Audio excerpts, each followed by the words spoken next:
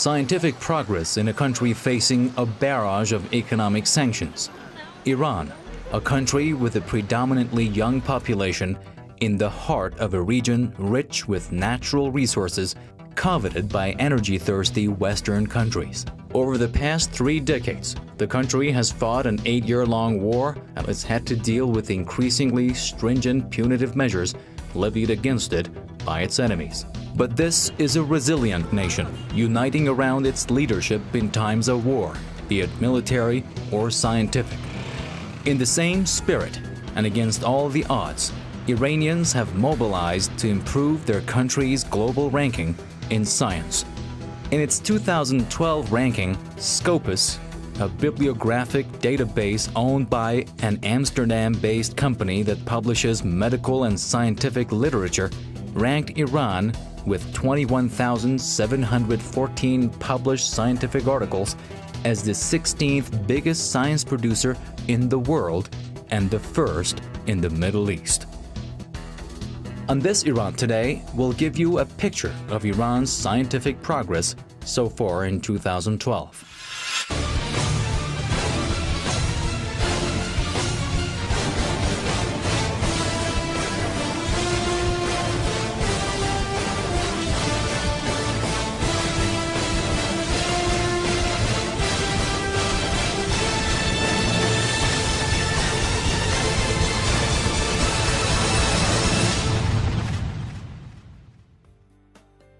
Scopus is the second largest bibliographic database in the world.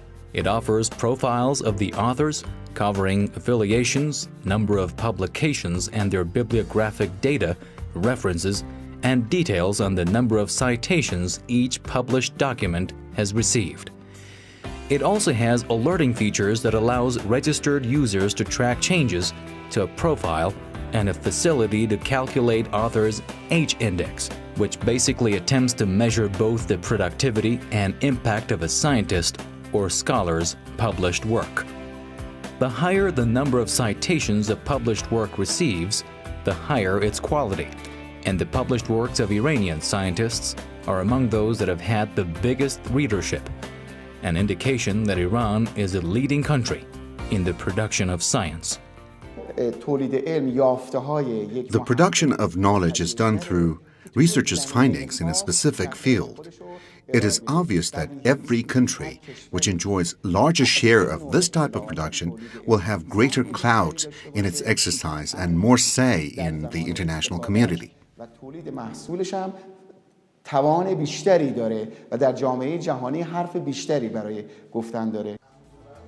With around 5,000 scientific articles only 10 years back, Iran would come third or fourth every time, following countries such as Turkey, Egypt, and Saudi Arabia in the number of such articles published. But since the beginning of the year 2012, it catapulted itself into the first position with 21,000 scientific articles, reaching its projected target of 2025 13 years earlier. And that's only half of it. The 21,000 figure only accounts for the number of scientific articles published in prestigious journals overseas, not the thousands of others published in national journals.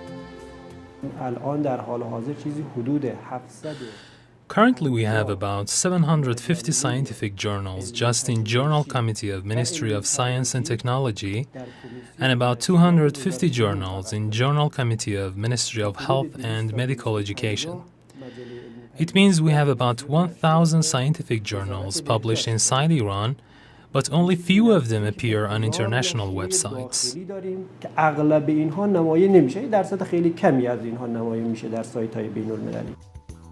The first step in expanding scholarly research capacities at universities is to pave the ground for higher education. To meet the domestic demand, Iranian universities now offer degrees in a wide range of majors. We sat down with the Deputy Minister of Science, Research and Technology, Mohammad Mehdinejad Nouri. We asked him for official statistics on the number of Iranian higher education students. We presently have 4,200,000 students in universities around the country, and 10% of them are studying in higher levels of education. It means we have more than 400,000 students in master's as well as PhD levels, and now we have approximately 50,000 PhD students. شما شاهد بودید که در سالهای گذشته ما چه حجمی از به اصطلاح دانشجویان رو داشتیم که در کشورهای مختلف می‌رفتن تحصیل. As you have witnessed during the past years, lots of master and PhD candidates left the country in order to get the opportunity to study in overseas universities. The reason behind this was the lack of enough capacity in our universities in previous years. Unfortunately, the quality of most of those overseas universities was even lower than our low-ranked universities. But because our students were interested in obtaining higher education, Ministry of Science, Research and Technology provided the infrastructures and increased the capacity of universities. As a result, the country's scientific ability has increased and scientific articles rocketed up in number. This increase, which has been done by our students under the guidance of their professors, has enhanced our production of the knowledge. با هدایت اساتید دانشگاهشون در واقع به منصه ظهور نشست و این تولید علم ما رو افزایش داد.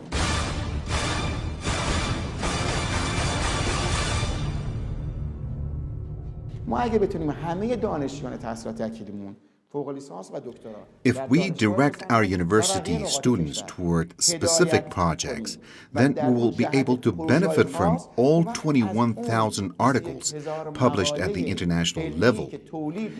We'll also be the first to use the outcome to upgrade the level of jobs and lives of our ordinary people, and eventually everyone will benefit from the results.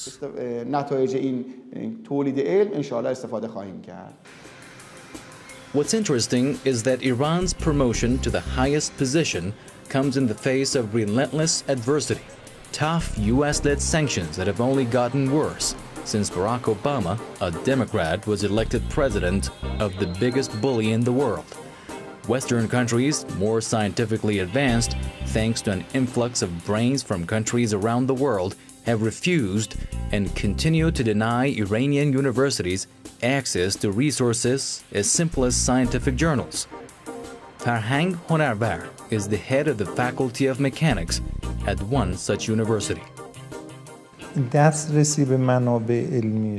Access to scientific sources is one of the basic steps in doing scientific research, and if we remain unaware of the researches conducted by other researchers around the world, for sure it will affect our work. So we have to continue our relations with other nations in the field of science in order to share and exchange information and knowledge. And if we don't have access to the information sources, our work will get hard. It has really caused some restrictions and difficulties for us. If we wanted to do research on topics which might be useful for military purposes, even when we were going to use it in non-military contexts, they wouldn't allow us to access the information and articles. However, these sanctions were the best incentive for our higher education students and professors to produce more scientific material inside Iran. Because in the West, they shout the slogan, "Science is for everyone and every nation," and free access to information. Then again, they are restricting us from doing so. Nevertheless, the great amount of knowledge production in Iran was the result of those constraints. And although our students and professors were very angry about it, they came to the conclusion that, okay, We are competing in a discriminating and unfair situation, and everyone knows it, but we will use our motivations to compensate our shortages.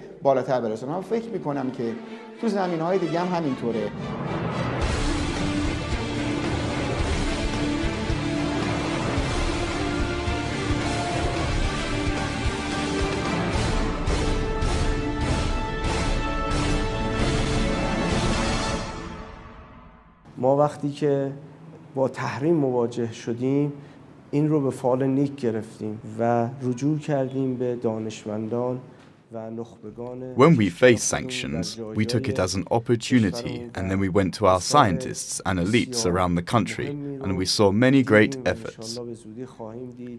If there were no sanctions, we would probably never dream of these achievements for years. Achievements like making satellites, developments in stem cells and nuclear energy, breakthroughs in the military technology, and many more.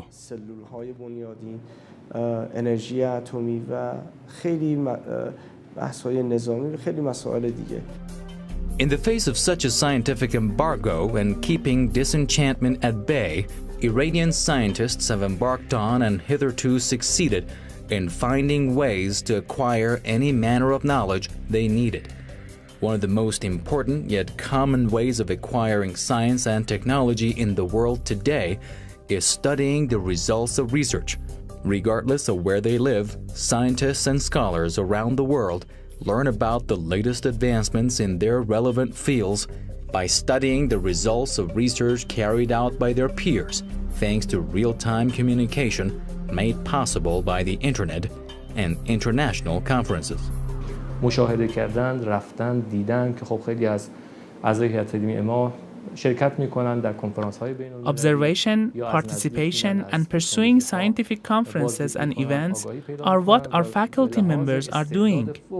They participate in international conferences and through their attendance get informed of the latest technological advancements. And because Iranian scientists are very talented, they can process the achieved information theoretically, which leads to the production of articles as well as practically in putting them into practice in industry sector. They can also get access to and localize the latest technologies, as many of them are not compatible with our culture and ecosystem. Therefore, they need some modifications which are made by our professors. Over the past years, the government has created and funded a number of research centers and supported several others established by the private sector, encouraging researchers to produce more practical results and helping establish knowledge-based firms. When we monitor the modern national innovation system in different nations, we see a chain from the knowledge production stage to the stage of processing that idea and putting it into practice in industry sector. The important parts in this chain are science and technology parks, development centers, technology units, and knowledge-based companies located inside these parks. پارک‌های علم و فناوری، مراکز رشد و واحدهای فناور و شرکت‌های دانش بنیانی هستند که در این پارک‌ها و مراکز رشد مستقر هستند. One such measure is the creation of an environment conducive to scientific progress. It's built 31 science and technology parks countrywide, 120 centers for the development of technological units, 2,700 technological units located in science and technology parks and development centers, employing a total of 17,000 jobs. In recent years, the Ministry of Science, Research and Technology has tasked all universities and research institutes to embark on research projects stamped high priority, the purpose to make them goal-oriented. Our scientists know it well that if the research to be presented in a conference is on a topic which would solve problems in our industries, we will provide more support for them. This is why they show more willingness to the cause. But the enthusiasm need to be reciprocal. When we are putting more pressure on our scientists to change direction to industry, those in charge of industries should also feel the need to refer to our professors and academicians in order to solve the problem of catching up with the world. If the pressure is only on one side, it will not bear much fruit. As we encourage our scientists to incline toward our industries, we should also expect our government to persuade the industries to establish relations with our scientists. For example, when they are providing the industry units with government facilities and budget support, they have to oblige them to talk to the scientists for the quality improvement of their products. The products must be able to compete at an international level. Oil is Iran's economic lifeline. Hence, a close relationship is needed between this industry and the country's research centers and universities. We wanted to know how that works, so we decided to sit down with Mahdi Rashid-Zadeh, the head of the Iranian Oil Ministry's Catalyst and Nanotechnology Research Institute. A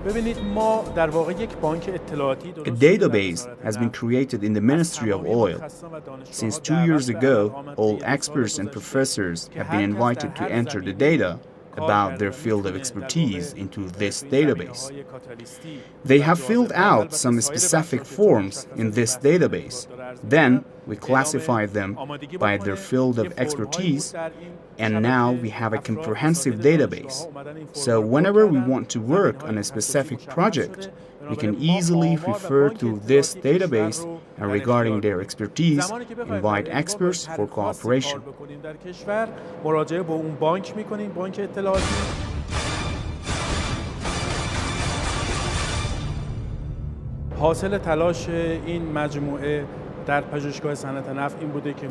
The result of all our efforts in Oil Industry Research Center is that we have achieved the technological knowledge of the production of more than 10 types of catalysts and absorbents which are very strategic and highly useful in oil industry. We shared the knowledge of production of 4 types of them with the private sector, and they are being mass-produced, and some of them are being used in oil refinery reactors, and the results are comparable with foreign samples.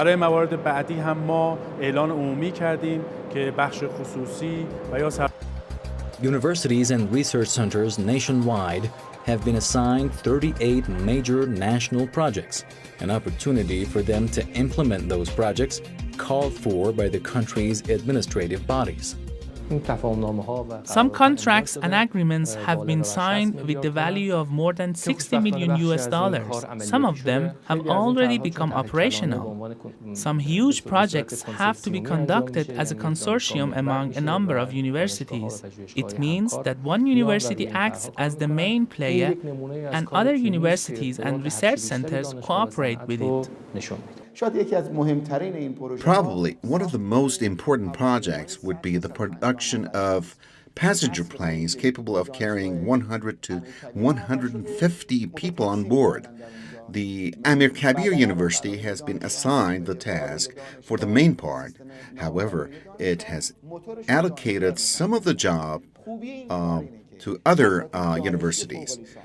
For instance, one university is in charge of the body and another the wings, and so is for the navigation system.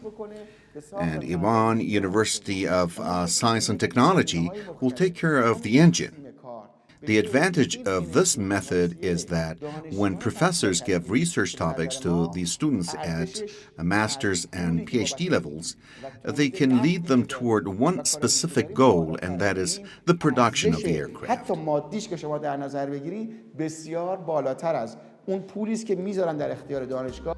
In 2005, the scholars at the University of Science and Technology produced and published 140 articles, but only 6 years later, that number rose to 840.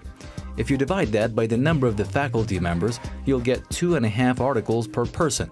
a quota that ranks first among other universities in the country.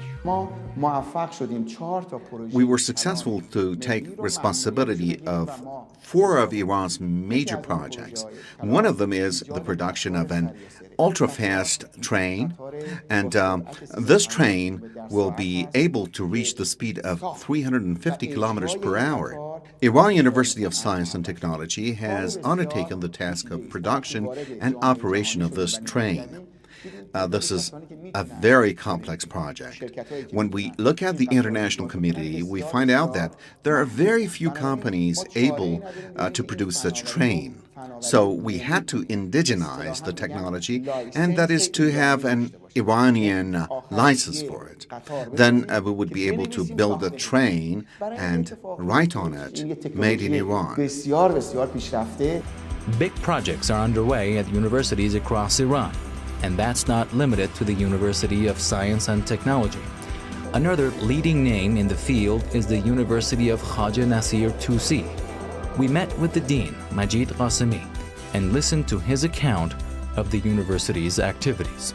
Khaja Nasir Tusi University was able to register 3 of the projects in order to do them either alone or share them with other universities in a consortium. For example, a car platform, which is being done by our university, Iran University of Science and Technology, and Amir Kabir University. Another registered project is a national 8-seat passenger helicopter named Khaja Nasir, which is in its initial stages of signing final contracts. Also, the project of stealth material production, also named Khaja Nasir, and its first phase will be over soon. And many more important national projects are among our responsibilities.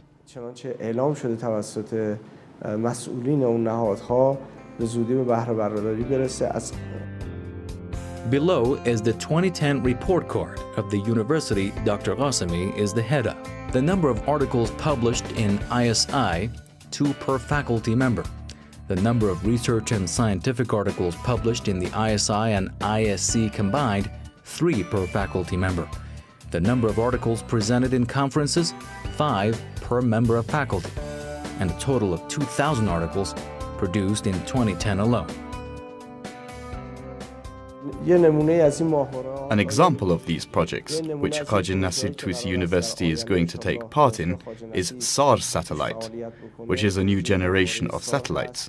With this project, we would be able to offer our people the new generation of satellites.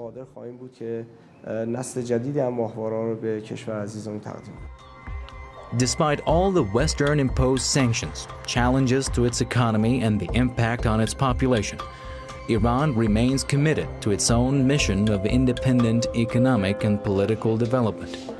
As the world saw it rise through the scientific ranks, Iran continues to keep an eye toward development and progress. And while it looks to other nations of the world for partners, it's taking the initiative to build its own future.